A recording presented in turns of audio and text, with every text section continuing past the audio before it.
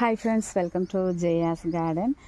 இப்போ இன்றைக்கி நான் தண்ணி ஊற்றிட்டு போனேன் அப்படின்னா நாளைக்கு தண்ணி ஊற்ற முடியாது. இதில் நாளான்னைக்கு ஒருவேளை நாளான்னைக்கு காலையிலையும் ஆயிடலாம், இல்லை நாளைக்கு நடுஜாமம் கூட ஆகலாம். எப்போ பெட்டி எடுப்பாங்கன்னு தெரியாதுல்ல. ஸோ நாளைக்கு தண்ணி ஊற்ற முடியாது.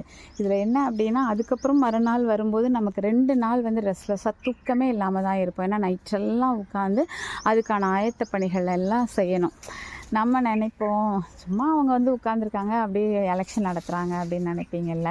ஆனால் அது உண்மை கிடையாது. முந்தின நாள் நைட்டெல்லாம் முழிச்சிருந்து நிறைய ஒர்க் அது சம்மந்தமாக பண்ணி அதுக்கப்புறம் தான் எலெக்ஷன் நடத்துவோம்.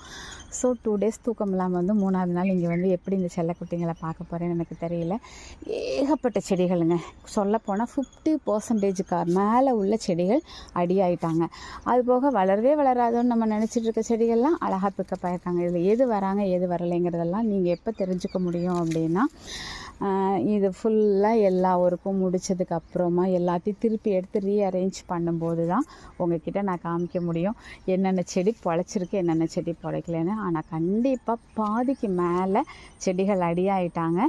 கண்டிப்பாக எனக்கு உங்களுடைய உதவி தேவைப்படும். ஏன் அப்படின்னாக்க நிறைய செடிகள் இல்லாமல் போயிட்டாங்க. உதாரணத்துக்கு சொல்லணும்னா சிவப்பு அத்தி, இங்கே பாருங்களேன் எப்படி இருக்கான்னு. நல்லா அழகாக தளன்னு வந்தால் என்ன நடக்குது, இவ்வளோ நெருக்கி வைக்கிறதுனால ஒரு சில செடிகளில் ஒருவேளை இப்படி நெருக்கி இருக்கும்போது அணில் மேலே ஏறி ஓடி விளையாடுதா என்னன்னு எனக்கு புரியலை. செடிகள் ரொம்ப டேமேஜ் ஆகுது.